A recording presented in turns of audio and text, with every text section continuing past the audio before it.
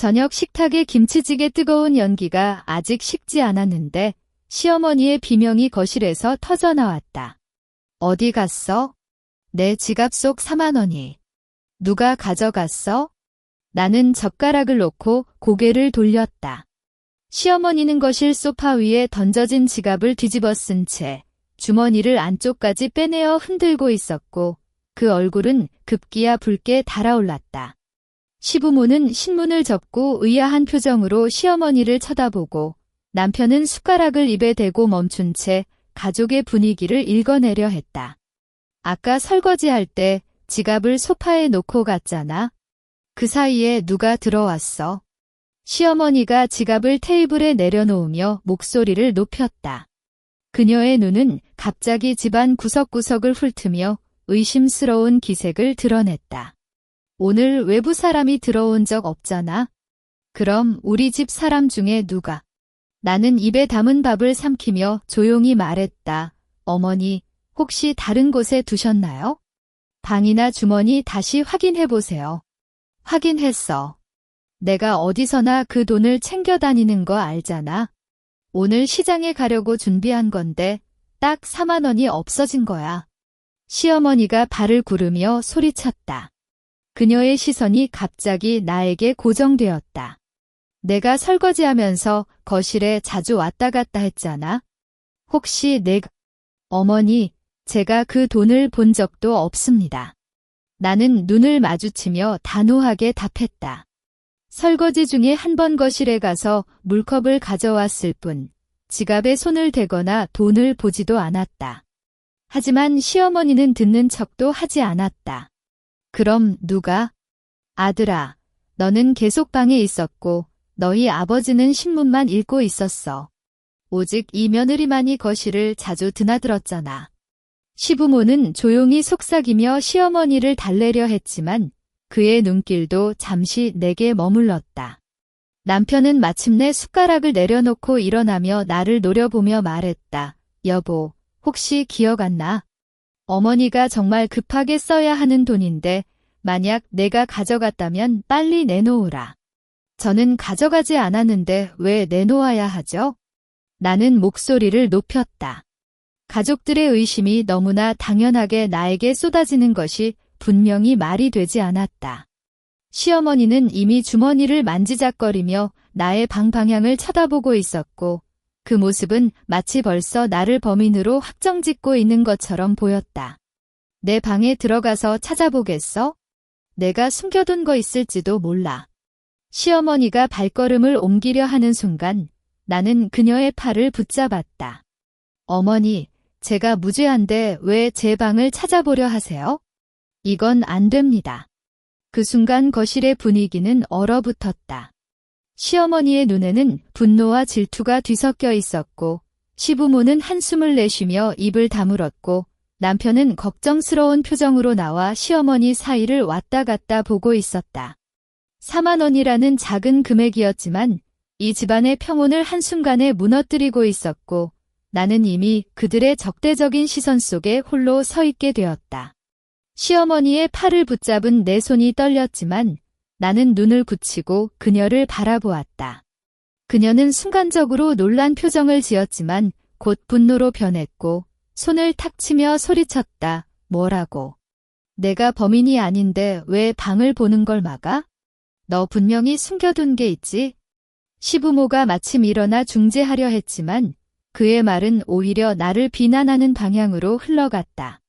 며느리야, 어머니가 급히 쓰려고 준비한 돈인데 만약 내가 실수로 가져갔거나 잘못 두었다면 빨리 인정하고 찾아주는 게 좋겠다. 어머니도 걱정하시잖아. 아버지, 제가 그 돈을 본 적도 없는데 어떻게 인정하라는 거예요? 내 목소리가 떨렸다. 이 집에 들어온 지 3년째인데 시어머니는 언제나 나에게 불신의 눈길을 보였고 작은 일이라도 잘못되면 무조건 내 탓으로 돌렸지만 이렇게 명백히 무죄인데 모든 책임을 물으려는 건 처음이었다. 남편이 내게 다가와 손을 내밀어 내 어깨를 붙잡았다. 여보, 너 정말 모르겠어? 어머니가 지갑을 소파에 놓은 후에 집에 있던 사람은 우리 4명뿐인데 나는 컴퓨터로 일하고 있었고, 아버지는 신문 읽고, 어머니는 부엌에서 설거지 도와주다가 잠시 방에 들어갔다 나왔다. 오직 너만이 거실을 자주 드나들었잖아. 그래서 제가 범인이라는 건가요? 나는 남편의 손을 뿌리치고 물었다. 나는 설거지하다가 물컵 하나 가져오려고 거실에 갔을 뿐, 지갑에는 한 번도 손대지 않았어. 너희들은 증거 하나 없이 왜 모두 나를 지목하는 거야? 시어머니가 다시 소리를 질렀다. 증거가 뭐 필요해? 내가 가장 의심스러운 사람이잖아. 너 매달 용돈을 달라고 조르면서 돈이 부족하다고 하지 않았어? 아마 이 돈을 몰래 가져가서 썼겠지. 어머니, 제 용돈은 매달 정해진 금액을 받고 쓰고 있습니다. 절대 어머니의 돈을 탐내지 않았어요. 내 눈에 눈물이 차올랐지만 나는 참았다. 이들이 듣지 않을 것 같아도 내 무죄를 증명해야 했다. 하지만 가족들은 내 말을 듣지 않았다. 시부모님은 다시 한숨을 내쉬며 며느리야, 어쩌면 내가 깜빡하고 잊은 거일 수도 있잖아. 그냥 인정하고 찾아주면 어머니도 화풀 거야 라고 말했고, 남편은 조바심 난 표정으로 여보, 너 좀 현실적으로 생각해. 어머니가 이렇게 화내면 집안이 평안할 수 없어. 그냥 잘못했다고 말하고 사과해라라고 설득하려 했다. 거실의 조명이 차갑게 내리쬐고 세 사람의 시선이 모두 나에게 쏟아져 왔다. 그들의 눈에는 의심, 분노, 그리고 약간의 강요가 담겨 있었고 마치 내가 이미 죄를 지은 범인처럼 대하고 있었다. 나는 뒤로 물러나 벽에 기대었고 가슴이 답답해져 숨을 쉴 수 없을 것 같았다. 4만 원이라는 금액이 크지 않지만 이들의 불신과 무책임한 지목은 나를 더 아프게 했고 나는 갑자기 이 집안에서 혼자 고립된 느낌을 강하게 받았다. 남편의 설득이 점점 강압적으로 변했다. 그는 내 앞에서 한 발 더 다가와 갑자기 무릎을 꿇었다. 여보, 제발 어머니께 잘못했다고 말해줘. 그의 목소리는 떨렸고 눈에는 애원이 담겼다. 어머니가 고혈압이신데 이러다가 아프시면 어떡해? 그냥 한 번만 사과하고 잘못했으니 용서해달라고 말해주면 돼. 돈은 나중에 내가 채워줄게. 그냥 집안이 평안하자고. 나는 뒤로 물러나며 발끝을 떨었다. 남편이 무릎을 꿇는 모습을 본 건 이번이 처음이었다. 그는 평소에는 중립적인 태도를 보이지만 시어머니의 기분을 건드리는 일이 생기면 언제나 나에게 양보하라고 말했고 이번에는 심지어 무릎을 꿇으며 강요하는 것까지 했다. 왜 나한테 그러는 거야? 내 목소리가 흐트러졌다. 나는 잘못한 게 없는데 왜 내가 나에게 무릎을 꿇고 잘못을 인정하라고 하는 거야? 내 어머니가 돈을 잃어버린 건 내 탓이 아니잖아.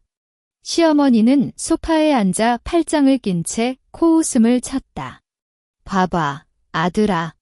이 여자가 얼마나 고집센지. 너무해, 정말 너무해. 내가 이렇게 아픈데도 안심하려 하지 않으니. 그녀는 눈물을 닦는 듯 눈을 가렸지만 목소리에는 분노가 더 짙게 섞여 있었다. 시부모는 남편의 등을 두드리며 말했다. 아들아, 내 마음도 알겠지만 며느리가 이렇게 고집을 부리면 어쩔 수 없지? 그래도 계속 설득해봐. 어머니가 너무 속상하시잖아. 남편은 무릎을 꿇은 채 내 발목을 붙잡았다. 여보, 제발 나를 생각해줘. 이 집이 부서지고 싶지 않아. 내가 한 번만 양보하면 다 끝나는 거야. 어머니도 곧 화를 풀 거고 나는 너한테 미안하다고 잘해줄게. 제발. 그의 손이 떨리고 얼굴에는 걱정과 좌절이 얽혀 있었다. 나는 알고 있었다.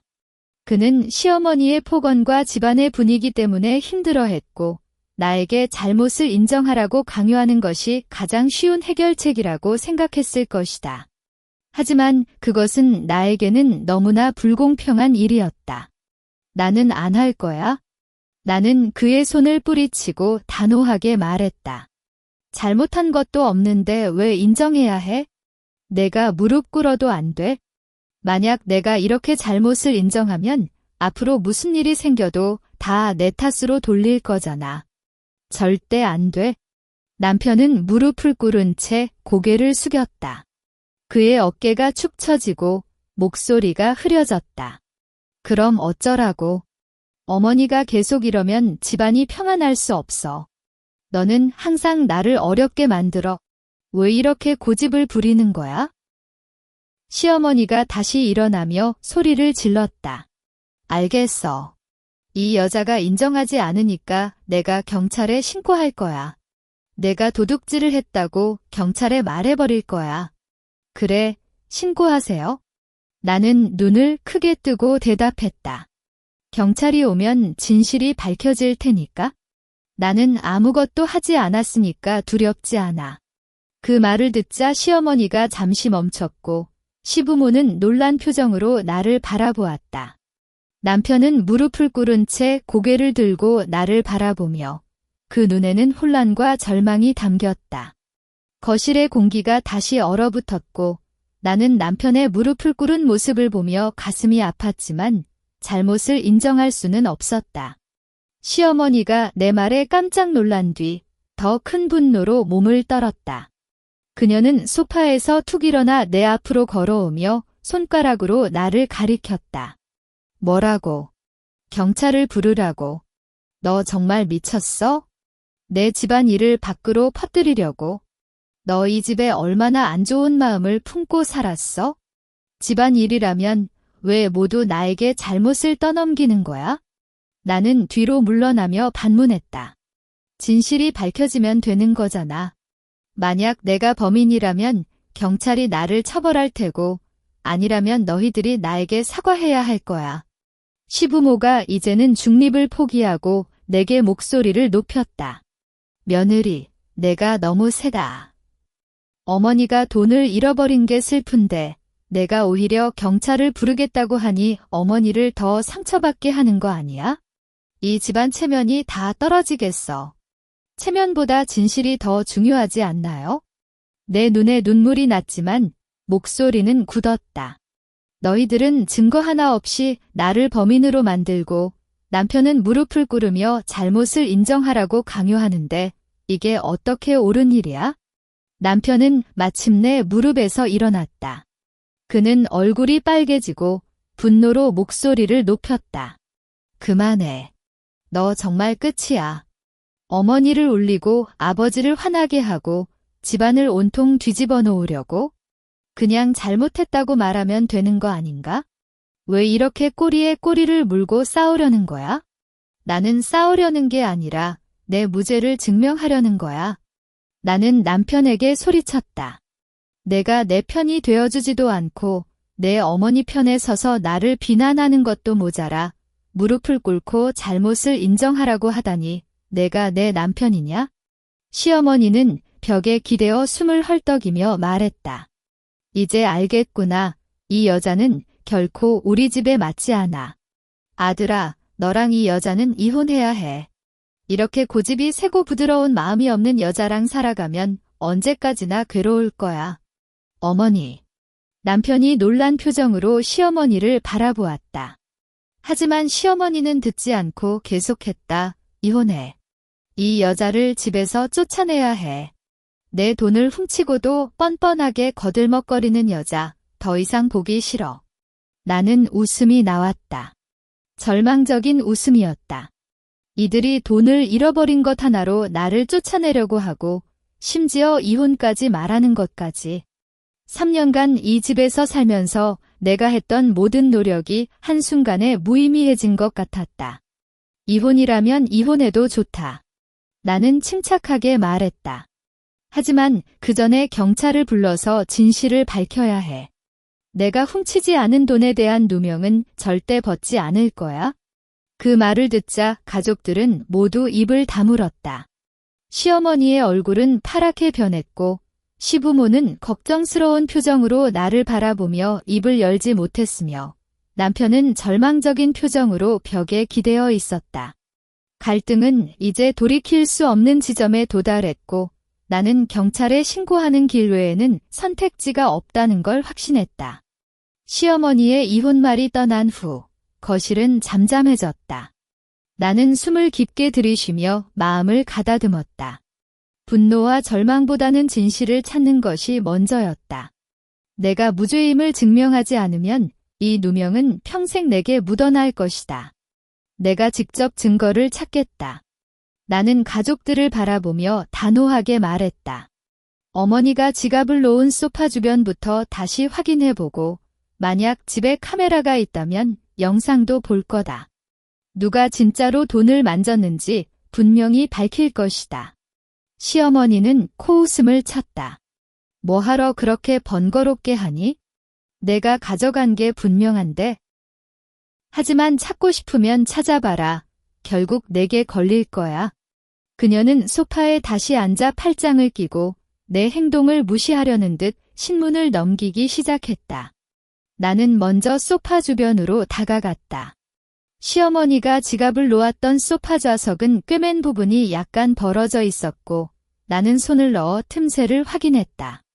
먼지와 몇 개의 과자 부스러기만 나왔고 돈의 흔적은 없었다. 소파 아래도 눕혀서 확인했지만 먼지가 쌓인 바닥에는 아무것도 없었다.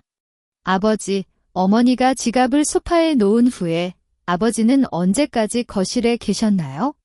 나는 시부모에게 물었다. 그는 신문을 접고 고개를 갸웃거렸다. 어머니가 부엌으로 가신 후 나도 방으로 들어가서 텔레비전을 보고 있었지. 한 30분 정도 후에 어머니가 소리치며 나오셨어. 남편은 그 시간에 계속 방에 있었나요? 남편은 고개를 끄덕이며 대답했다. 나는 컴퓨터로 회사 보고서를 쓰고 있었어. 중간에 한번 물을 마시러 부엌에 갔지만 거실에는 들리지 않았고 바로 방으로 돌아왔어. 나는 부엌으로 이동했다. 시어머니가 설거지하던 싱크대 주변, 식탁, 그리고 창문까지 확인했지만 돈이나 지갑의 흔적은 없었다. 집문은 항상 잠겨 있었고 외부 사람이 들어올 가능성은 거의 없었다.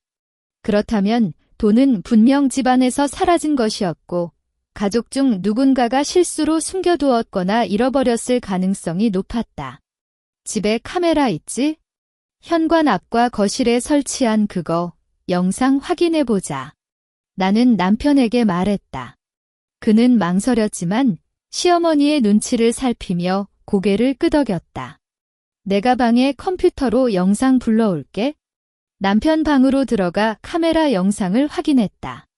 현관 카메라는 아무도 들어오지 않았고 거실 카메라는 시어머니가 지갑을 소파에 놓고 부엌으로 이동하는 모습, 시부모가 방으로 들어가는 모습, 그리고 나가 설거지를 하다가 물컵을 가지러 거실에 잠시 들렀다가 부엌으로 돌아가는 모습만 기록되어 있었다. 나는 지갑을 만지거나 소파 주변에서 이상한 행동을 한 모습은 전혀 없었다. 보이지? 나는 아무것도 하지 않았잖아. 나는 영상을 보여주며 시어머니에게 말했다. 하지만 그녀는 영상을 보지도 않고 말했다. 카메라가 다 찍지 않았을 수도 있지 않아? 내가 다른 방법으로 숨겼을 수도 있어. 나는 더 이상 시어머니의 말에 신경 쓰지 않았다. 나는 방, 베란다, 심지어 주방 캐비닛까지 모두 확인했지만 돈은 찾을 수 없었다. 하지만 나는 포기하지 않았다. 진실은 언젠가 밝혀질 것이고 나는 그날까지 기다리며 계속 증거를 찾을 것이다. 가족들의 불신은 여전히 나를 아프게 하지만 내 무죄를 증명하는 것이 이제 나의 가장 큰 목표가 되었다. 증거 찾기에 실패한 채 거실로 돌아오니 시어머니는 이미 나를 위한 최후 통첩을 준비한 듯 했다. 그녀는 소파에 교차로 앉아 내게 씩씩거렸다. 이제 더 이상 놀아줄 시간이 없다. 내일까지 돈을 찾아내거나 혹은 잘못을 인정하고 사과하지 않으면 너는 이 집에서 나가야 해. 어머니, 왜 그렇게 말씀하세요? 저는 훔치지 않았으니 돈을 찾아낼 수도 없고 잘못을 인정할 수도 없어요. 내 목소리는 약해졌지만 마음은 굳어 있었다. 나가야 한다는 거야. 시어머니가 소리를 높이며 테이블을 내리쳤다. 이 집은 우리 집이잖아. 내가 이렇게 뻔뻔하게 살아있는 게 싫다. 아들아, 너도 말해봐. 이 여자를 계속 두고 있을 거냐? 남편은 고개를 떨구며 방안을 서성거렸다. 그는 내게 죄송한 듯 눈길을 보지만 시어머니를 바라보는 순간 그 표정은 사라졌다. 여보, 어머니가 정말 화가 많으신데 혹시 내가 깜빡하고 어딘가에 숨겨둔 거라면 내일까지 찾아내는 게 좋겠어. 그렇지 않으면 나도 어쩔 수 없을 거야. 너도 나를 쫓아내려고 하는 거야? 내가 남편에게 다가가 물었다. 그는 뒤로 물러나며 말했다. 나는 그렇게 생각하지 않아. 하지만 어머니가 이러면 집안이 살 수가 없어. 너도 조금 양보해줘. 시부모도 이제는 내게 압력을 가하기 시작했다. 며느리야, 현실을 인정해라. 내가 이 집에 있으려면 어머니의 말을 들어야 해. 돈을 찾지 못하면 내가 자발적으로 집을 나가는 게 좋겠다. 우리도 너 때문에 힘들다. 자발적으로 나가라고. 아버지, 당신도 나를 믿지 않으세요? 내 눈에 눈물이 떨어졌다. 3년간 이 집에서 시어머니의 시기심과 불신을 견디며 살아왔고 시부모의 중립적인 태도에 기대며 버텼지만 이제 모든 사람이 나를 배신한 것 같았다. 시어머니가 계속해서 협박을 이어갔다. 내가 나가면 아들과 이혼하는 것도 좋겠다. 이런 고집 센 며느리보다는 우리 아들에게 잘 맞는 사람을 찾아줄 거야.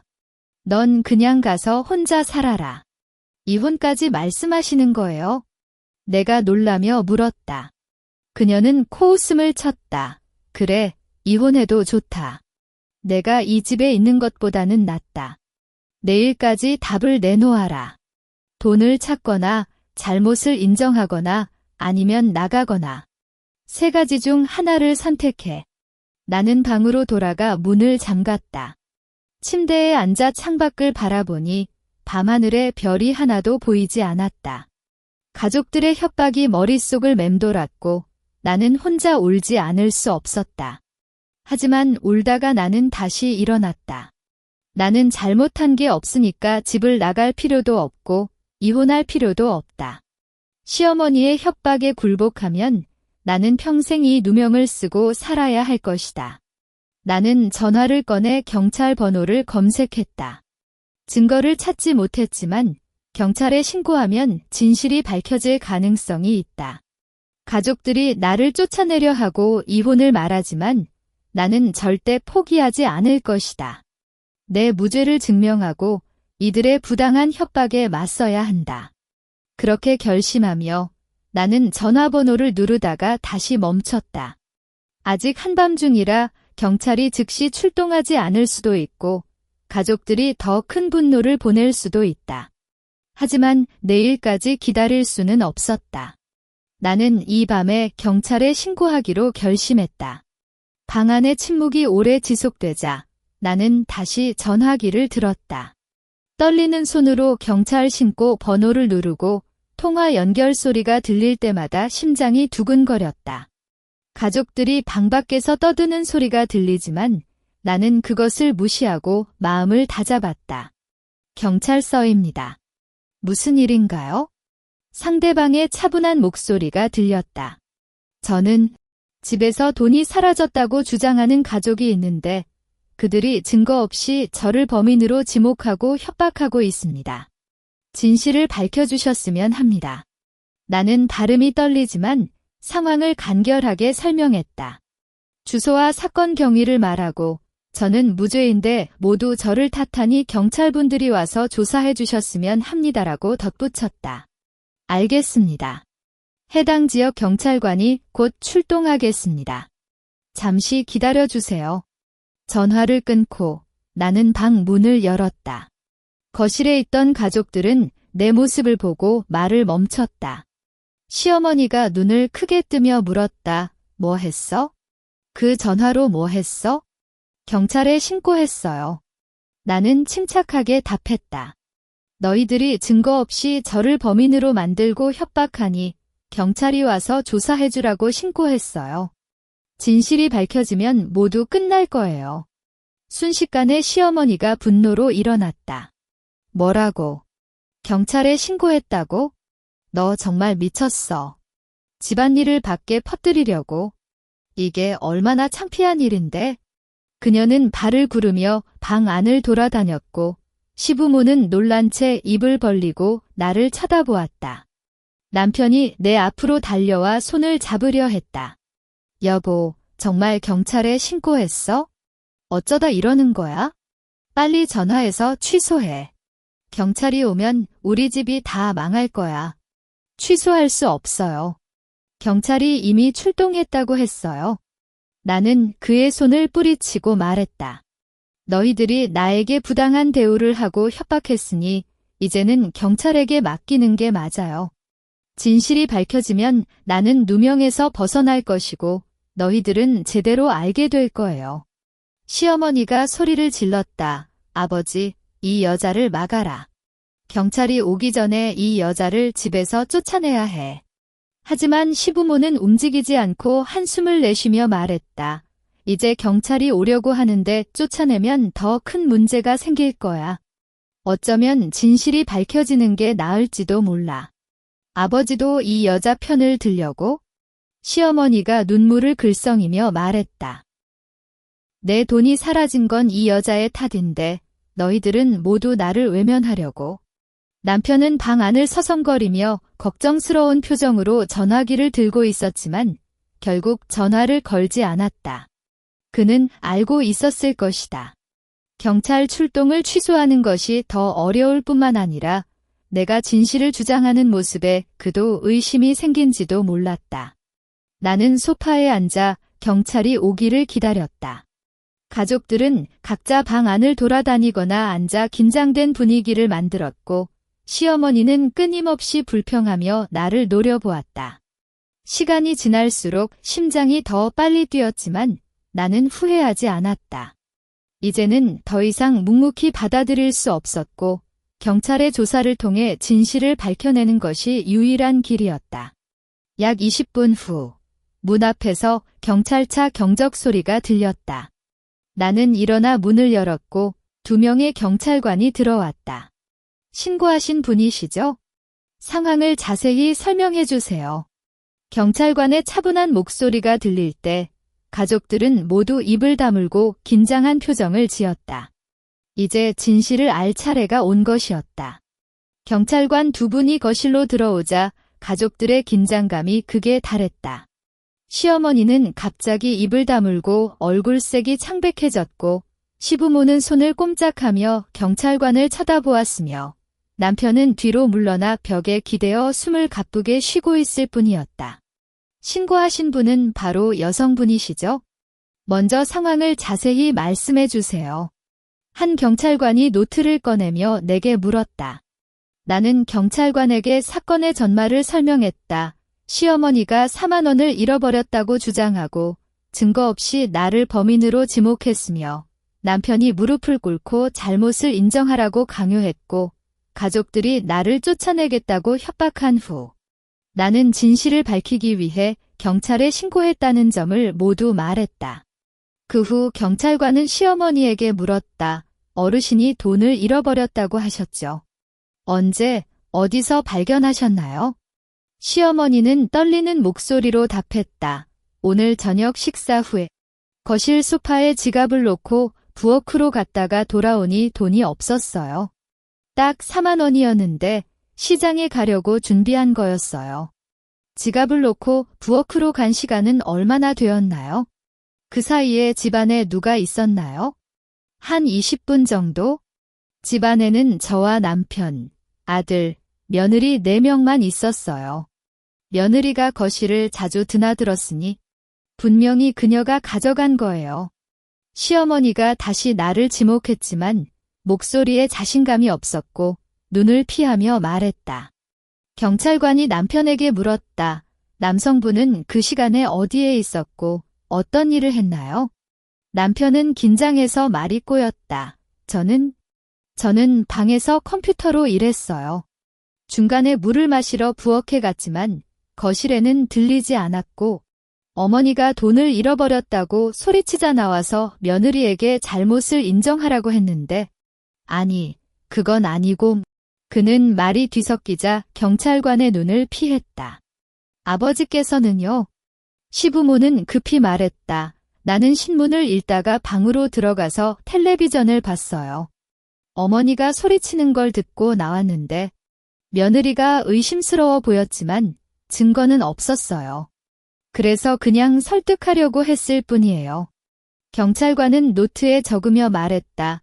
증거 없이 지목하는 것은 문제가 될 수 있습니다. 먼저 지갑과 돈이 보관되었던 소파 주변을 확인해 보겠습니다. 두 경찰관이 소파 주변을 살피며 바닥을 확인하고 소파의 틈새를 만지작거렸다. 시어머니는 경찰관의 행동을 따라다니며 발을 동동 굴렀고 가끔 저기 좀 확인해 주세요. 저쪽 틈도 봐주세요라고 말했지만 그녀의 목소리는 점점 작아졌다. 집에 카메라가 설치되어 있다고 들었습니다. 확인해 볼 수 있을까요? 경찰관이 남편에게 물었다. 남편은 급히 방으로 들어가 컴퓨터를 켜고 거실과 현관 카메라 영상을 경찰관에게 보여주었다. 경찰관은 영상을 천천히 보며 시간대를 확인했고 나가 소파 주변에서 이상한 행동을 한 모습이 전혀 없다는 점을 확인했다. 영상에서는 신고인 분이 지갑에 접근한 흔적이 없습니다. 다른 가족분들은 그 시간대에 거실에 들어온 적이 있나요? 시어머니가 갑자기 말했다. 내가 부엌으로 갈 때 지갑을 소파에 놓은 게 아니라 혹시 주머니에 넣고 방으로 들어갔을 수도 있나요? 아니, 그건 아닌데. 그녀의 말이 모호해지자 경찰관이 의아한 표정으로 바라보았다. 어르신, 지갑을 어디에 놓으셨는지 확실히 기억하시나요? 만약 주머니에 넣고 방에 두셨다면 다시 확인해보는 것이 좋겠습니다. 시어머니는 허둥지둥 방으로 달려가 옷장과 침대 주변을 뒤지기 시작했다. 남편은 경찰관에게 미안한 표정으로 말했다. 죄송합니다. 어머니가 혈압이 높으셔서 기억이 잘 안 나시는 것 같아요. 혹시 오해일 수도 있겠네요. 오해라면 좋겠지만 무분별한 지목과 협박은 법적인 문제로 이어질 수 있습니다. 경찰관이 가족들에게 경고하며 말했다. 시어머니는 방에서 소리를 내며 나왔다. 없어. 방에도 없어. 정말 사라진 거야. 하지만 그녀의 눈에는 확신이 없었고 오히려 당황한 모습이 더 뚜렷했다. 가족들은 모두 입을 다물고 서로 눈길을 주며 황당한 표정을 지었다. 경찰관은 다시 소파 주변을 확인하고 혹시 다른 곳에 보관하셨는지 다시 한번 확인해 보세요. 만약 진짜로 도난 사건이라면 추가 조사를 하겠지만 현재로서는 증거가 부족하고 오해의 가능성이 높아 보입니다. 라고 말했다. 나는 경찰관의 말을 듣고 안도의 한숨을 내쉬었다. 가족들은 경찰관 앞에서 말이 꼬이고 당황하는 모습을 보이며 이전의 강경한 태도는 온데간데없었다. 경찰이 출동한 후 처음으로 그들이 자신의 잘못을 깨닫기 시작한 것처럼 보였고 나는 진실이 곧 밝혀질 것이라고 확신했다. 경찰관의 경고와 제안 후 거실은 다시 잠잠해졌다. 시어머니는 방황하며 손을 만지작거리다가 갑자기 눈을 크게 뜨고 신문내구로 달려갔다. 그래. 나는 오늘 신문을 읽다가 돈을 신문 사이에 끼워뒀던 것 같아. 그녀는 급히 신문들을 뒤지기 시작했고 시부모와 남편도 함께 다가와 보았다. 몇 초 후 시어머니가 작은 지폐 더미를 꺼내며 입을 벌렸다. 여기 있어. 여기 있었어. 4만 원이 다 있네. 모든 이의 시선이 그녀 손에 든 지폐로 향했다. 경찰관도 다가와 확인한 후 조용히 말했다. 어르신이 잘못 보관하셨군요. 이제 오해가 풀렸으니 다행입니다. 앞으로는 증거 없이 타인을 의심하거나 협박하는 행동은 삼가시길 바랍니다. 시어머니는 얼굴이 온통 붉어지며 고개를 숙였다. 죄송해요. 저는 혈압이 높아서 기억이 잘 안 나고 급해서 며느리에게 화풀이를 했네. 그녀의 목소리는 작았고 눈을 피하며 나를 바라보지 못했다. 시아버지와 시어머니는 한숨을 내쉬며 경찰관에게 사과했다. 경찰관님, 죄송합니다. 우리가 너무 급해서 오해를 했고 며느리에게 잘못한 행동을 했습니다. 남편은 내게 다가와 무릎을 꿇지는 않았지만 고개를 숙인 채 진심으로 말했다. 여보, 정말 미안해. 나는 어머니 편을 들면서 너를 억울하게 만들었고 증거도 없이 너를 의심했어. 너에게 정말 큰 상처를 줬으니 용서해달라고 바란다. 나는 시어머니와 남편의 모습을 바라보며 마음속에 쌓인 분노와 억울함이 조금씩 풀렸지만 완전히 사라지지는 않았다. 어머니는 왜 처음부터 내게 탓을 돌렸나요? 경찰에 신고하지 않았다면 나는 계속 누명을 쓰고 집을 나가거나 이혼해야 했을 거예요. 시어머니는 더욱 부끄러워하며 말했다. 나는 너에게 항상 불안감을 느꼈고 돈이 사라진 순간 가장 가까운 너에게 탓을 돌렸네. 정말 잘못했고 앞으로는 절대 그렇게 하지 않을게. 경찰관은 상황이 해결된 것을 확인한 후 앞으로 가족 간의 소통을 잘 하시고 오해를 피하시길 바랍니다라고 말하고 떠났다. 경찰차가 멀어진 후 거실은 다시 침묵으로 뒤덮였지만 이전의 긴장감과 적대감은 사라지고 부끄러움과 후회의 분위기가 감돌았다. 남편이 내 손을 잡으려 했지만 나는 뒤로 물러나 거절했다. 지금 당장 용서하기는 어려워. 넌 나를 믿지 않고 어머니 편을 들었어. 무릎 꿇고 잘못을 인정하라고 강요했잖아. 그 상처는 쉽게 지워지지 않을 거야. 시어머니는 부엌으로 들어가 커피를 내리며 내게 다가와 컵을 내밀었다. 며느리야, 오늘 내가 너에게 정말 큰 억울함을 줬어. 용서를 바라는 건 아니지만 앞으로는 잘해줄게. 너를 믿고 더 이상 무리한 요구나 잘못된 의심은 하지 않을 거야. 나는 그녀의 커피를 받지 않고 그냥 소파에 앉아 창밖을 바라보았다. 진실은 밝혀졌고 나는 누명에서 벗어났지만 이번 사건으로 가족들 사이에 깊은 틈이 생긴 것은 분명했다. 시어머니의 부주의와 불신, 남편의 무능과 편향, 시부모의 중립적이면서도 방관적인 태도는 나에게 큰 상처를 남겼다. 남편은 계속해서 나에게 사과하며 나는 앞으로 너를 믿고 내 편이 되겠다. 이번 일로 내가 얼마나 힘들었는지 알아. 나는 너에게 보상할 기회를 주겠다라고 말했지만 나는 아직 그의 말을 믿기 어려웠다. 거실에서 시어머니가 시부모와 속삭이는 소리가 들렸고 그들은 나를 쳐다보며 부끄러운 표정을 지었다. 하지만 나는 이제 그들의 표정이나 말에 신경 쓰지 않기로 했다. 진실이 밝혀진 것은 다행이지만 이번 사건은 나에게 가족 관계에 대한 새로운 생각을 하게 만들었고 더 이상 자신을 보호하지 않는 가족에게 맹목적으로 의지하지 않기로 결심했다. 경찰이 떠난 후 집안은 묵묵부답의 분위기로 채워졌다. 시어머니는 부엌에서 설거지를 하며 가끔 나를 쳐다보고는 고개를 숙였고 시부모는 방으로 들어가 나오지 않았으며 남편은 내 곁을 떠나지 않으려 했지만 내가 보내는 차가운 시선에 망설여 그랬다. 나는 일어나 방으로 들어가 짐을 정리하기 시작했다. 여벌 옷과 필수품을 가방에 넣는 소리가 거실로 들려오자 남편이 문을 열고 들어왔다. 여보, 뭐 하는 거야? 짐을 왜 정리해? 나 잠시 친구 집에 갈 거야. 나는 계속해서 짐을 정리하며 말했다. 이번 일로 너희들에게 더 이상 믿음을 가질 수 없고 같은 공간에 있기 힘들어. 잠시 떨어져 있는 시간이 필요해. 남편이 내 앞에 서서 손을 내밀며 말했다. 제발 그만해. 내가 잘못했고 어머니도 잘못했어. 너에게 다시 기회를 주면 안 되겠어? 우리는 가족인데 가족이라면 서로 믿고 존중해야 하지 않나요? 나는 가방을 닫고 그를 바라보았다. 너는 어머니 말만 듣고 나를 억울하게 만들었고 시어머니는 증거 없이 나를 범인으로 몰아 협박했으며 시부모님은 그저 방관했을 뿐.